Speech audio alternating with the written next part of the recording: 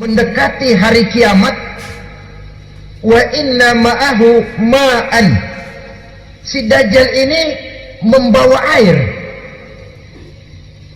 wa naran, dan juga membawa api. Dua simbol, di tangan yang satu dia bawa air, di tangan yang satu dia bawa api. Wa ammal ladzi yarahu an-nasu ma'an fanarun, adapun yang orang banyak lihat air, hakikatnya adalah api. Yang dilihat api, hakikatnya adalah air. Oleh sebab itu, kalau api yang ditawarkan, ambillah air. Kalau air yang ditawarkan, pilihlah api. Maksudnya apa ini? Ini bahasa simbol, saudara-saudara. Dajjal bicaranya seolah-olah untuk kepentingan manusia, menawarkan surga. Surga yang dia tawarkan hakikatnya neraka. Hai manusia, kalau kau mau bahagia, jangan dekat-dekat dengan agama.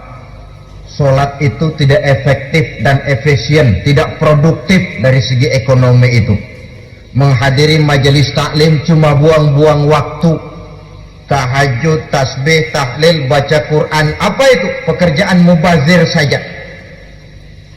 Hidup ini cuma sekali, masa yang cuma sekali, manfaatkan dengan sebaik-baiknya. Mumpung, dibawanya sifat mumpung, tetapi dalam pengertian yang sangat negatif. Apa sih dan kerayuan iblis itu? Allah setelah menciptakan Nabi Adam kan bilang, Adam, kau dan istrimu Hawa tinggal di surga ini. Seluruh fasilitas yang ada di surga persilahkan kau nikmati. Satu yang tidak boleh, jangan coba-coba dekati pohon khuldi. Dekat saja jangan, apalagi sampai memetiknya.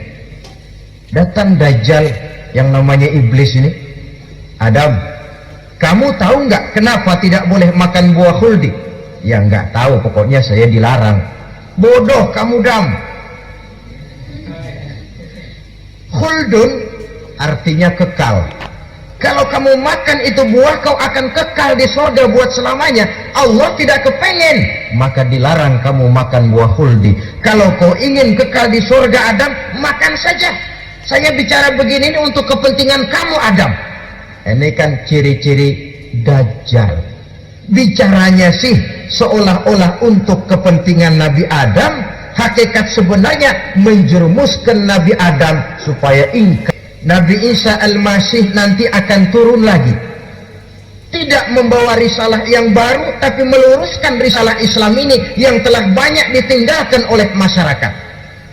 Bahkan ada hadis menjelaskan beliau akan membunuh Nabi, mematahkan kayu-kayu salib, lalu melaksanakan haji dan umrah mengikuti syariat Nabi Muhammad, bukan membawa agama baru. Menjadi semacam mujaddid, reformer, menyelamatkan manusia dari bisikan Dajjal.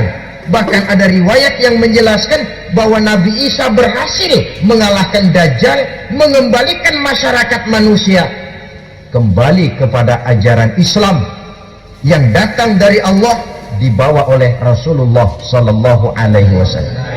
1,5 kali lebih banyak dari jumlah manusia yang nongkrong di permukaan bumi ini. Saudara-saudara hadirin yang saya hormati,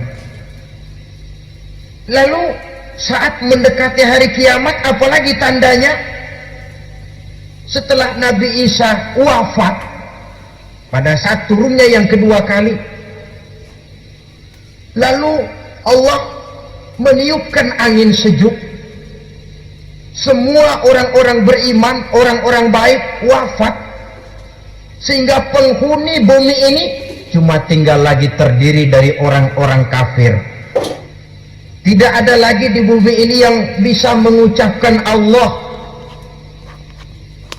Sehingga dalam hadis qudsi itu ada keterangan, Innallaha azza wa jalla yaqulu li Israfil. Allah pernah pesan kepada malaikat Israfil, kata Allah, Israfil, idza sami'ta qailan yaqul Allah Allah fa akhirin nafah 40 sanatan ikraman liqailiha. Hai Israfil, apabila kau dengar di permukaan bumi masih banyak orang yang mengucapkan Allah, Allah, maka tunda sangkakala kiamat itu 40 tahun. Untuk apa? Ikraman liqailiha, menghormati orang yang mengucapkan Allah, Allah itu. Saudara hadirin yang saya hormati, tidak ada lagi orang-orang muslim. Seluruh penduduk dunia ini kafir. Lalu terciptalah struktur sosial yang berlandaskan prinsip hidup semau gue.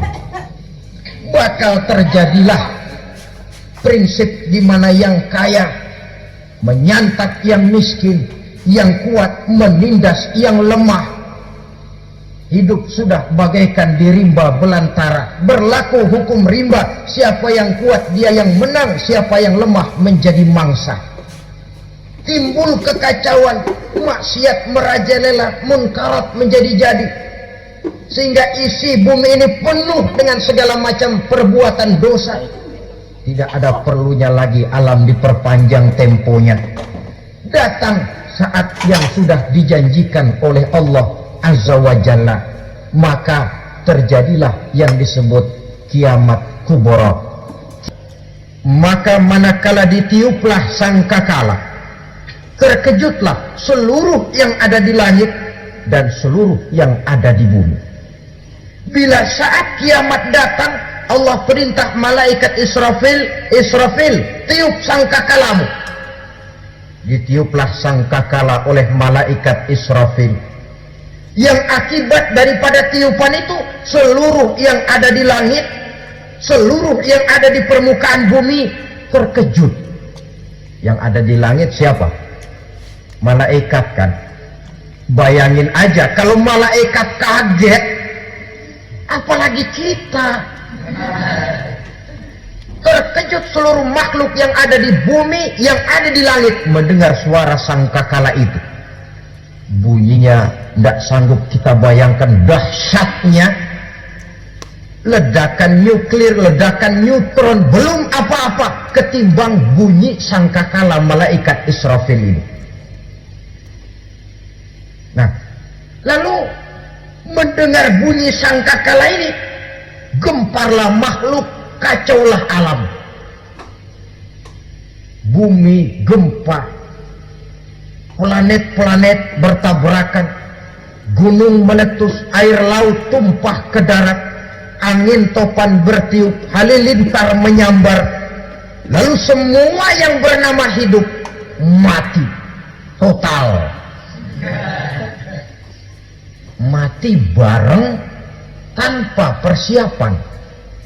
La haula wala quwata illa billah. Kematian total, mulai semut sampai gajah mati, jin mati, iblis mati, malaikat mati. Malaikat saja mati. Saudara hadirin yang saya hormati, kematian total yang tanpa persiapan. Orang bilang, Pak, kalau mati bareng begitu yang repot malaikat maut dong ya. Cabut sana, cabut sini. Itu kalau menurut logika kita, mestinya begitu menurut logika. Tapi logika juga yang bilang nggak perlu serepot itu. Sebab untuk mematikan listrik di wilayah DKI, di wilayah Jakarta, nggak perlu tiap rumah didatengin matiin ya lama. Cukup dari kantor pusatnya saja PLN, tekan satu tombol, gelaplah seluruh Jakarta. Kullu nafsin za'iqatul maut, semua yang bernafas mati. Dalam ayat lain, kullu man 'alaiha fan, semua yang ada di permukaan bumi fana. Yang kekal cuma Allah Subhanahu wa ta'ala. Yang paling belakang mati malaikat maut dan malaikat Israfil. Tapi mati juga sesuai dengan janji Allah. Menurut hadis Bukhari Muslim dari Abi Hurairah, masa tenggang waktu antara kematian total pada tiupan sangkakala pertama dengan proses kebangkitan pada tiupan sangkakala kedua 40 lamanya. Tidak dijelaskan oleh Abi Hurairah 40 jam, apa 40 hari, apa 40 tahun. Hadis-hadis cuma menyebutkan 40 saja. Sunyi alam yang tinggal cuma Allah saja lagi. Ketika itu Allah berseru-seru, katanya, limanil mulkul yauma, siapa para penguasa hari ini? Mana itu raja-raja dan penguasa yang dulu mengaku jadi Tuhan? Fir'aun, mana Fir'aun sekarang? Yang dulu jadi raja, merasa berhasil, sombong, lalu tidak mau turun-turun dari kekuasaannya, sampai kepada puncak kekurang ajarannya mengangkat diri jadi Tuhan. Mana itu Fir'aun? Namrus, mana sekarang Namrus? La ilaha illa ana, ternyata tidak ada Tuhan lain selain daripada aku, kata Allah. Proses kemudian, saudara-saudara, turunlah hujan dari langit. 40 lamanya hujan itu.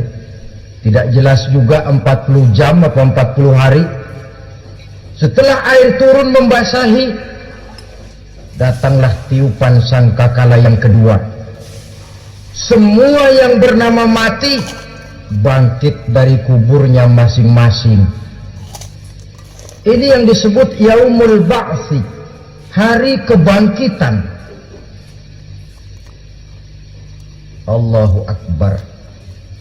Pada saat kita bangkit dari kubur kita masing-masing, kumpul di padang mahsyar namanya. Bayangin aja, saya sendiri nggak sanggup bayangin. Manusia sejak zaman Adam sampai zaman kiamat kumpul bareng di tempat sama. Berapa banyaknya itu?